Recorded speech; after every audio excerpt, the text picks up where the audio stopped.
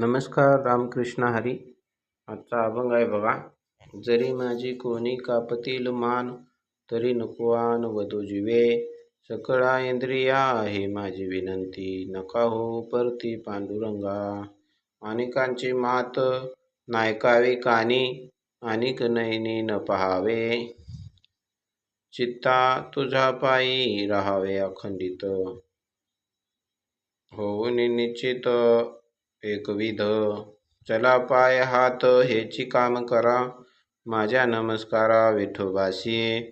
तुका म्हणे तुम्हा भय काय करी, आमचा कैवारी नारायण. जरी माझी कोणी कापतील मान, तरी नको आन वधू जीवे. या चरणामध्ये महाराजांनी जिभेला विनंती केलेली आहे, हरिनामाशिवाय दुसरं काही उच्चार करू नको म्हणून. दुसरं चरण आहे, सकळ इंद्रिया माझी विनंती, नका होऊ परती पांडुरंगापासून दूर जाऊ नका, पांडुरंगाजवळ राहा.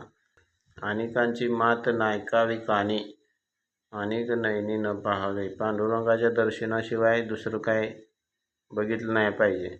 चित्ता त्वा पायी राहावे अखंडित, आपलं चित्त नेहमी पांडुरंगाच्या पायावर राहिलं पाहिजे. चला पाय हात हेच काम करा, हात आणि पायानं पांडुरंगाकडे चालत गेलं पाहिजे आणि हाताने नमस्कार केला पाहिजे.